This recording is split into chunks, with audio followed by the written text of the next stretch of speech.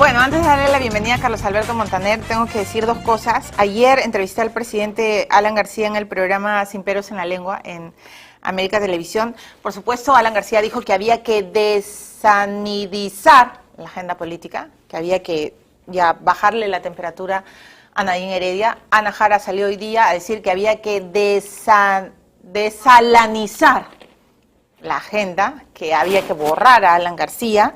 Carmen Omonte, eso sí es increíble, acaba de decirle a Jimmy Chinchay en el noticiero, en Canal N, le acaba de decir que ella sospecha que como fue miembro de la megacomisión, también Alan está detrás de ella. Ya no se pase, señor Omonte, ¿no? Ya creo que está muy afiebrada usted. Más bien responda por las acusaciones a su esposo, ex, tengo que tener mucho cuidado con la familia Dyer. Porque además la familia Dyer, bueno, Samuela, no Luis, me ha mandado una carta notarial. Ahí, y bueno, es muy larga, ¿no es cierto? Además le copia, por supuesto, como tiene que ser copiada, a Luis Miro Quesada Valega, presidente del directorio, y a Eric Jürgensen, gerente del canal. Muy bien, lo que dice el señor Dyer es que yo he cometido pues graves errores, ¿no es cierto?, y tengo que leer su carta rectificatoria, porque dice que ni mi persona ni ningún miembro de la familia Dyer Coriat ha tenido nunca, ni tienen, ni hemos considerado tener negocios con la familia Sánchez Paredes, ni en el Distrito de Asia, ni en ningún otro ámbito del Perú o del mundo. Eso queda aclarado porque yo le pregunté a la procuradora Sonia Medina que yo me había enterado por una fuente que no voy a revelar, porque los periodistas tenemos fuentes y nunca vamos a revelar cuando ellas nos piden eso, que aparentemente, pues, los Dyer tenían negocios. Él dice que nunca y que ningún miembro de su familia. Y después lo que dice es que a la fecha no existe ninguna denuncia por lavado de activos en contra de mi persona o de algún integrante de mi familia. Las denuncias pasadas, y yo me refería a esas denuncias, tanto así que Sonia Medina dijo que se habían archivado, y luego acotó que en nuestro país todo se archiva, y ustedes no me van a dejar mentir porque también ven el programa, fueron inventadas por Vladimiro Montesinos y sus cómplices, todos hoy condenados por graves delitos, fueron archivados y tratados ampliamente como graves violaciones a mis derechos humanos en diversas investigaciones de organismos de protección de los derechos humanos, Comisión de la Verdad, Congreso de la República, Poder Judicial, entre otros. Y bueno, lo que, entre otras cosas, me dice que yo pues he cometido, que le sorprendo por mi grave error, que apela a mi profesionalismo y, en fin, a mis valores éticos. Y, por supuesto, que sigo diciendo lo que pienso y pensaré toda mi vida. Venga, señor Samuel Dyer, venga, yo tengo muchas preguntas. Yo no voy a ir a ningún almuerzo, no voy a ir a ninguna cita privada. Yo mis citas las hago aquí, en el estudio, porque yo tengo preguntas y como periodista tengo todo el derecho de preguntar. Para eso vivimos en democracia, para eso tenemos libertad de expresión, para eso no estamos en una dictadura, pero con todo el respeto que usted me merece, venga, por favor, Samuel Dyer, venga y esclarezca todos estos fantasmas y rumores que hay sobre su familia y sobre su hermano, porque el hermano, pues ya saben, ¿no?, que ha hecho grandes negocios con el Estado, y esas son las acusaciones que penden sobre la ministra Omonte, que bueno, ya echarle la culpa a Alan ya me parece de todo, hasta de su tragedia me parece terrible, ¿no? En todo caso, ella sabe que cruzó la línea ética. Y ahí lo último que quería decirles es que ayer le pregunté Ollantúmal ha dicho que su principal asesora es Nadine Heredia, ¿no es cierto?, su principal consejera. Yo recuerdo que el principal consejero de Alberto Fujimori fue Vladimiro Montesinos, que hoy está en prisión y bien encerrado está. Y le pregunté a Alan García quién era su consejero, y él me dijo el Señor, y yo no entendía quién era el Señor, y luego aclaró que era Dios, y luego dijo que además un gran grupo de personas.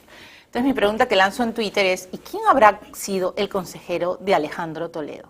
Eso todavía no me queda claro, porque si de Ollanta es Nadine, si de Alan fue Dios, y si de Fujimori fue Montesinos, ¿quién fue el asesor de Toledo? Si ustedes tienen la respuesta, por favor me la dicen y yo lo digo al final del programa. Muy bien, Carlos Alberto Montaner, es un placer tenerlo aquí en el programa. Gracias. Respeto mucho su libertad, lo sigo en Twitter, en las redes sociales, y usted ha sido una de las personas que más ha levantado la voz con la que está viviendo en Venezuela. Lo primero que le quería preguntar, señor Montaner, es ¿a qué atribuye usted tanto silencio en América Latina, en la América Latina gubernamental? Porque creo que en el pueblo habemos muchos los que estamos peleando por los hermanos venezolanos, pero ¿por qué este silencio presidencial en América? Es una combinación de factores. Es verdad que el pueblo no tiene nada que ver con el gobierno. Según una encuesta de Ipsos, el 94% de los peruanos está en contra de Maduro y del chavismo. 94%, que es casi la unanimidad. Yo no había visto una respuesta tan contundente nunca sobre un tema de actualidad y de actualidad política como ese. ¿Por qué los gobiernos están de espalda a los pueblos? Sí. Bueno, primero porque le tienen miedo al gobierno cubano y al gobierno venezolano. Le tienen miedo a que los grupos que están vinculados al gobierno cubano y al gobierno venezolano les hagan cosas indebidas e ilegales en los países. Como por ejemplo. Organizar huelgas, organizar manifestaciones. O sea, usted sí está convencido de que hay una filtración castrista cubana en América Latina, ¿no? Cuando dejo de creerlo, de pronto se aparecen, por ejemplo, los amigos bolivianos y me dicen que a Goni, a Sánchez de Lozada, lo derribaron los cubanos, que le organizaron y que pagaron las huelgas que hizo en aquel momento Evo Morales para sacar a la gente a las calles. Y claro que le tienen miedo. ¿Y usted cree que Cuba tiene relación con Humala? Bueno, yo me imagino que, es decir, el gobierno venezolano tuvo relación, Chávez tuvo relación con Humala en cierto momento cuando él era un candidato mucho más radical y pasaba por Caracas. Y Chávez, pues, probablemente ayudó a Humala durante las primeras campañas de él. A mí me llamó mucho la atención, señor Montaner, cuando Humala viaja a Cuba. Uno de sus primeros viajes, y rapidito además, y con una agenda secreta. Yo me acuerdo que Cecilia Rosales, que es una periodista que trabaja mucho tiempo en el comercio y que además es una periodista política que ha seguido a muchos presidentes, una vez me comentó que le sorprendió que en Cuba no se manejara agenda del presidente, que no supieran qué iba a hacer Humala en Cuba, ¿no? Y bueno, luego usted ha visto las grandes demostraciones de cariño de Humala con Hugo Chávez, no solo en su sepelio y en su velorio, sino también en esta pronta convocatoria de UNASUR. Pero ¿hasta dónde puede llegar la indiferencia? ¿Hasta cuándo se revienta, digamos, ese globo? Bueno, hay un problema de intereses económicos. Hay 15 países que reciben de Petrocaribe 9.000 millones de dólares al año en petróleo. Eso es una cifra enorme. Los dominicanos, que es de las islas mayores del Caribe, reciben, la deuda dominicana es de 3.600 millones de dólares y hay unos pequeños islotes que reciben 1.000 barriles diarios, 3.000 barriles diarios y eso es lo suficiente para ponerles una especie de bozal y impedir que ellos se quejen y no lo van a hacer. Eso por una parte. Y por otra parte, la indiferencia es parte de la conducta habitual de los latinoamericanos. Los sudamericanos en el cono sur vivieron con Stroessner 35 años sin quejarse. Cierto. En Guatemala, en Nicaragua, 40 años estuvo la familia Somoza torturando a Nicaragua y eso lo que generó fue una indiferencia casi total.